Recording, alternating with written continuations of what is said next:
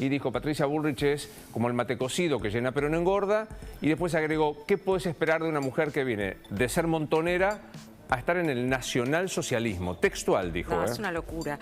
Igual tratar de entender cierta lógica en lo que dice Aníbal Fernández, ¿no? A esta altura, digamos, lo contrataron para distraer, ¿no? Eso, lo que llaman volumen político, básicamente, claro, que es distraer un poco la atención en los medios, según el gobierno. Van a tener que comparecer ante el Congreso. Hay un pedido de información de parte de la oposición a Guado de Pedro, a Santiago Cafiero, que se lavó las manos, dijo que esto era un tema de la justicia, como si Cancillería no tuviera nada que ver en un tipo de un evento como este, y sobre todo Agustín Rossi, que fue el más jugado en su el que dijo deducción. Que era un avión escuela prácticamente, que era razonable, le cerraban los números, 5 tripulantes venezolanos expertos en manejar un jumbo, 9 iraníes que no. Me parece que es bueno que entremos a hablar sobre lo que es el terrorismo iraní, los vínculos y los padecimientos que hemos tenido en la República Argentina. Está con nosotros Inés Capdevila. Hola Inés, buen día. Buen día Luis, ¿cómo estás? ¿Me contás a qué trama tenemos que estar atentos frente a esto? Es bastante compleja la trama, incluye varios países y organizaciones indicadas como terroristas por muchas naciones, Estados Unidos, Israel y la Argentina. ¿Cuáles son esos países? Venezuela e Irán. Tripulantes de ambas nacionalidades estaban en el avión detenido la semana pasada. ¿Y cuáles son las organizaciones? Y acá es donde se pone bastante turbio el asunto. Es las fuerzas Quds, que son una de las 5 ramas de la Guardia Revolucionaria. ¿Qué es la Guardia Revolucionaria? Es una especie de ejército masivo y muy poderoso por su alcance militar, pero también político, que fue creado por la Revolución Islámica, el Ayatollah Khomeini, en 1981, cuando toma Irán. Cuando derroca a Reza Pahlavi. Exactamente. Y esa Guardia Revolucionaria es uno de los grandes pilares, te diría el mayor pilar de este férreo gobierno que han mantenido sin inmutarse los ayatolás. Antes el ayatollah Khomeini, ahora el Khamenei. Dentro de las guardias revolucionarias hay una fuerza especial que se llama los Quds. ¿Qué son los Quds? Los Quds son una fuerza que hace inteligencia interna y sobre todo externa de Irán, y que se dedica a proteger al sistema, fundamentalmente al régimen de los ayatolás, con operaciones especiales fuera de Irán. Y ahora acá también hay que hacer otra excepción, que muchas veces hablamos de esto sobre Rusia, de la ambición imperial de Rusia. Muchas veces hablamos para explicar la invasión de Ucrania. Bien. En estas ramificaciones terroristas que hay de Irán y que no solo están en América Latina, fundamentalmente están en Medio Oriente, pero también encontrás en Asia y en África, hay también una explicación histórica y de rasgos imperiales. Irán, un país muy poderoso de 80, 85 millones de habitantes, probablemente el gran país por su dimensión histórica de Medio Oriente, también tiene esa ambición imperial. Y un poco responde esta financiación del terrorismo. Pero también implica una especie de financiación alternativa para un país que ha sido sancionado con muchísima fuerza. Hasta ahora, hasta que Rusia lo superó como objeto del número de sanciones, Irán era el país más sancionado del mundo, junto con Corea del Norte. Entonces, Irán necesita una especie de financiación alternativa. Hezbollah y lo que está atrás de Hezbollah, que es la organización terrorista, que son las fuerzas Quds, son una especie de canal dinámico y permanente de financiación del régimen. Obviamente con actividades espurias. Y acá es donde entramos, con el avión. ¿Qué hacía el avión? Todavía no lo sabemos. ¿Quiénes son los tripulantes? Todavía no tenemos ningún tipo de certeza oficial. No ayuda, por supuesto, las vaguedades que dicen los funcionarios del gobierno de Alberto Fernández. Pero si uno empieza a trazar los antecedentes de Mahan Air, que es la aerolínea que hace la logística de Al-Quds. Claro. Logística de terrorismo, logística económica, logística de contrabando, logística de inteligencia, que le vende ese avión a Entrasur, la empresa venezolana. 5 supuestos tripulantes, no sabemos si eran pasajeros, si son tripulantes iraníes, algunos de ellos con conexión con las fuerzas Quds. Ahí empiezan a sobresalir. Claro. Y vamos al tema de fondo, que es la presencia de Hezbollah en Argentina y en los países vecinos. Pero quiero resaltarlo porque Sí. me parece vital y lo has explicado con una claridad notable. Hay una empresa que es la que les cede, no sabemos, este avión a los venezolanos, que es una empresa iraní que se dedica a hacer la logística terrorista. No es una empresa de... No es oficial, pero es una especie de subsidiaria o una proveedora de las fuerzas Quds. Claro. Las fuerzas Quds son, digamos, el órgano que le da a Hezbollah entrenamiento militar, entrenamiento logístico, inteligencia y hasta financiación. Claro, esta empresa le cede el avión a esta empresa venezolana que Exacto. viene a traer repuestos para Claro. No lo sabemos. no se sabe, ¿no? Pero ya tuvo en Paraguay, Claro. supuestamente lo dijo el gobierno paraguayo ayer, la Agencia de Inteligencia Paraguaya, que en Paraguay había tenido una escala. No, y de hecho Y advierte. el ministro Exacto. del Interior dijo que había avisado a Exactamente, Argentina, y que le había o sea, avisado a la más grave Argentina. todavía, ¿no? ¿Por qué Paraguay tiene también importancia para empezar a desentrañar qué es este avión, qué transporta y quiénes son sus tripulantes? Porque en Paraguay, parte esencial de la triple frontera, hay un clan que opera, que se cree que es el clan que es el financista extremo de Hezbollah en la región. Es el clan Barakat. Su líder, ahí Asiente Caraval, también seguramente va a poder aportar un poco más de datos. Su líder fue extraditado de Brasil a Paraguay el año pasado, o hace 2 años, no recuerdo bien. Este clan habría tenido incluso relación con el Reda, que es el supuesto autor del atentado de la AMIA. Es el clan que habría ayudado a financiar las operaciones del Reda, un operativo de Hezbollah en la región. Entonces, Paraguay sí es también un actor central en esto, porque ahí está, digamos, es la base operativa, sobre todo Ciudad del Este, la base operativa del clan Barakat. Es un clan que trafica lo que se te ocurra. Que tiene conexiones con las organizaciones terroristas que se te ocurra, pero fundamentalmente con Hezbollah.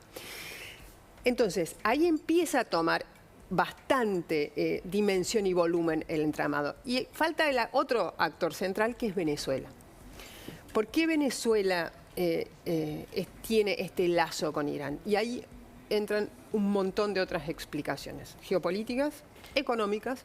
Venezuela e Irán están los dos sancionados. Hasta que Rusia fue sancionado, Venezuela e Irán traficaban o eran responsables del 8% del tráfico de petróleo, pero de manera ilícita. Ahora se le suma como competencia Rusia.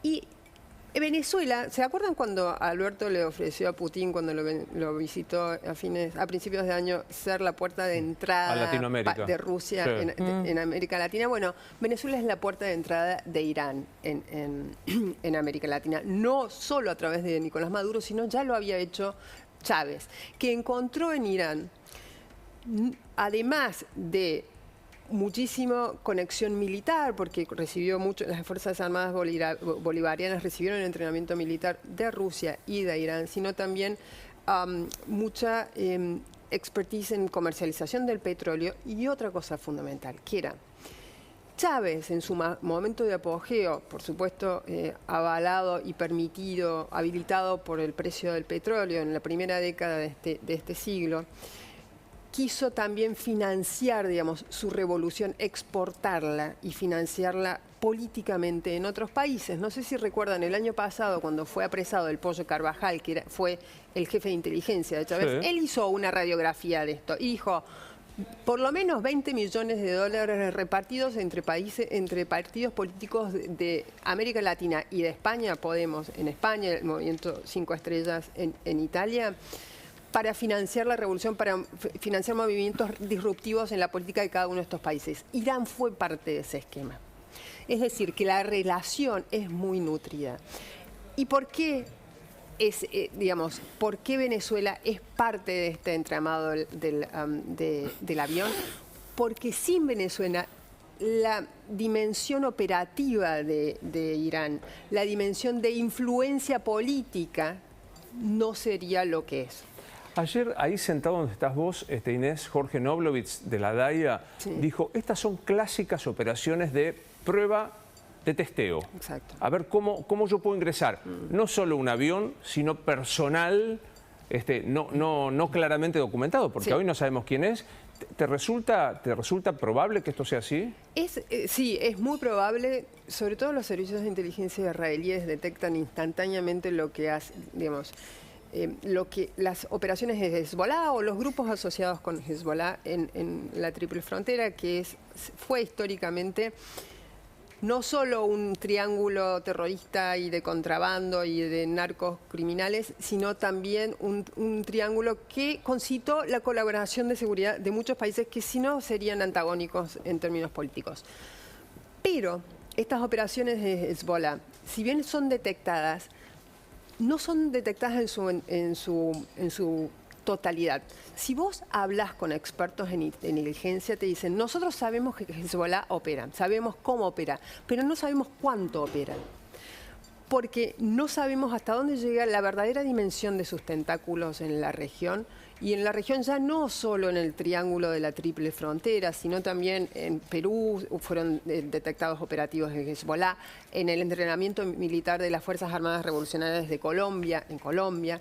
Es decir, que detectan, pero no saben las fuerzas, las agencias de inteligencia norteamericanas e israelíes son fundamentalmente las que hacen blanco sobre esta región, hasta dónde llegan. Ese es el gran problema de la presencia de Hezbollah en América Latina. Sabemos que está, no sabemos cuál es la verdadera dimensión de esa presencia. ¿Es oportuno que traigamos lo que Nisman decía en su oportunidad respecto de... Si es oportuno, me gustaría que escucháramos esto. Recuerden, fiscal Alberto Nisman, investigando AMIA. Mira lo que decía entonces el fiscal. Para que los máximos responsables terminan presos en poco tiempo, no tenga duda. Aunque quieran matarme, sacar en el medio, ya no tiene retroceso. Sí, si uno me está escuchando ya a esta altura, me chupa, porque ya cada uno sabe lo que hizo, lo que dijo y dónde quedó registrado. Así que el problema lo tienen ellos, no yo. Te digo, con Timerman, sí hubo molestias, hay una situación de tensión pero mal con él, no lo quiere recibir. ¿Pero qué recibí? Lo van a tener que ir a visitar a Devoto, a ver si me entendés, en pocos meses. ¿De qué te recibir me estás hablando? Van a tener que pedir turno en la cárcel. Aunque quieran matarme, sacar en el medio, ya no tiene retroceso. Bueno, ahí estaba, es impactante escuchar los términos en los que habla, ¿no? Nada más hay una cosa que está bueno resaltar. Nisman habla de Irán e Irán como Estado. ¿Por qué? Si nosotros vemos hoy la composición del gobierno de Ebrahim Raisi, que es el ultraconservador presidente de Irán, recientemente asumido, hace un año aproximadamente, vemos que hay tres personajes que son esenciales en la trama. Dos de ellos en la trama de la AMIA y uno de ellos en la trama de la presencia de Quds y Hezbollah en el resto del mundo. ¿Cuáles son los esenciales para explicar la trama del atentado de la AMIA? Son Ahmad Bahidi, que es el actual ministro de Interior de Irán, un personaje que supuestamente, según la investigación que lleva a cabo Nisman, según todas las investigaciones que rodean a la AMIA, fue el autor intelectual del ataque a la AMIA, que fue decidido en Irán. ¿Por qué? ¿Por qué actor intelectual? Porque en ese momento, en los 90, en el inicio de los 90, era el jefe de las fuerzas Quds. Y como tal, fue el que dio la instrucción del ataque. Hay otro personaje esencial que en ese momento era el jefe de la Guardia Revolucionaria, de la Guardia de la Revolución, es decir, el jefe de Ahmad Bahidi, que es Moshe Rezai, que es el actual vicepresidente para asuntos económicos. Un puesto que nadie querría porque Irán tiene una economía que es incluso más caótica que la Argentina. Y hay un tercer personaje que no está ligado a la investigación de la AMIA, para nada, pero es un personaje que tiene vínculos abiertos con Quds y con Hezbollah. Sobre todo Hezbollah en su pata política, que en Medio Oriente, o sea, recordemos que en el Líbano Hezbollah es uno de los actores políticos centrales, se divide el gobierno con otros actores políticos. Es el canciller. Tiene un nombre complicado, no me acuerdo. Vamos a ver, Amir Abdellahian. Esos tres personajes te dan la pauta, su presencia en el gobierno iraní, su presencia como enviados del gobierno iraní. Recordemos que Rezai estuvo en la asunción de Daniel Ortega a fines del año pasado. Luego, Bahiri estuvo en Bolivia, creo que fue en 2017, 2016. Es decir, que son personajes centrales en el gobierno de Irán, y eso te muestra que Irán no reniega como Estado de su... ¿Cómo decir? Espíritu terrorista. Sí, exactamente. Gracias, caramba. Se ve que hace mucho que trabajamos juntos. Claro, claro, totalmente. Exactamente. No hay una voluntad de esconderlo. Total. Sí, última de Guadalupe.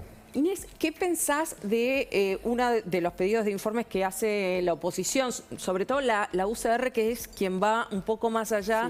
Sí. Es preguntar y tratar de que el gobierno conteste y confirme si hay un realineamiento geopolítico con Irán, geopolítico o comercial. ¿Pensás que hay un realineamiento o que en realidad ese alineamiento nunca se cortó? Yo te diría que me parece que el alineamiento, y esto es completamente especulativo, Guada, porque no tengo los elementos, pero a mí yo diría que el alineamiento nunca se cortó. Hay un alineamiento ideológico. Yo creo que el alineamiento económico se cortó. Todos los actores de los que estamos hablando pasan, Venezuela, Irán, Argentina, pasan por problemas económicos extremos.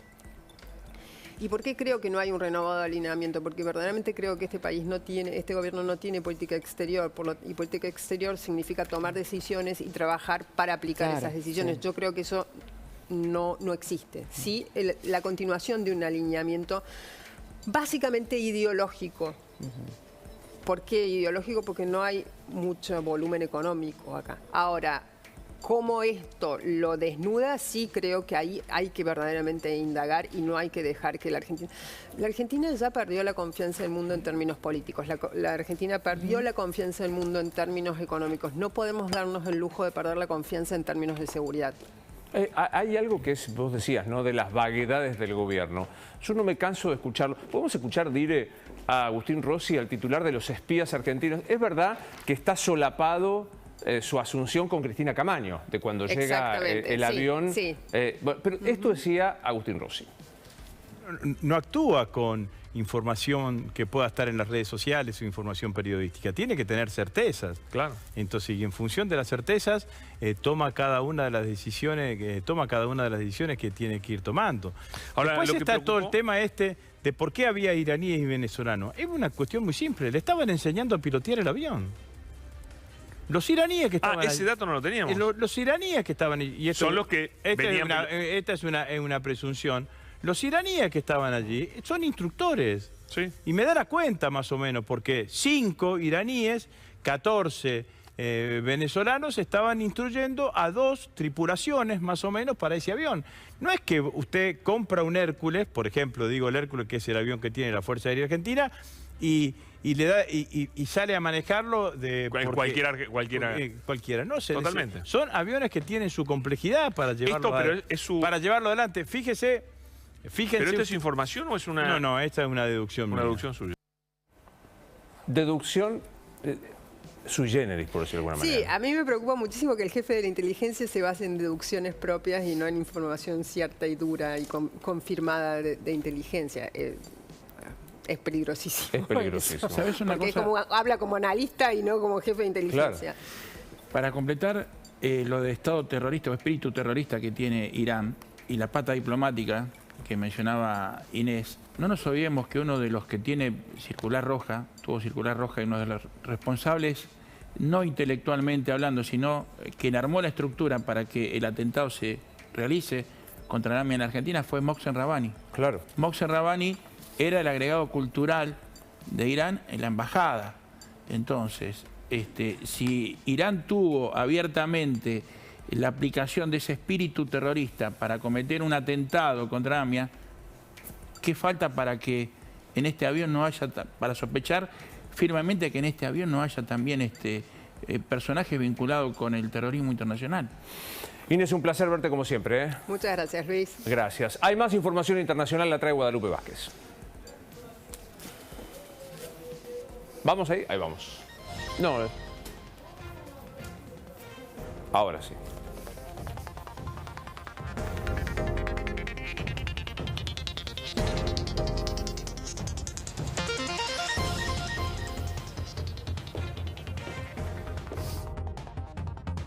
Y nos vamos a China, donde parece que no está olvidado el tema del COVID. Recordemos la política de COVID-0.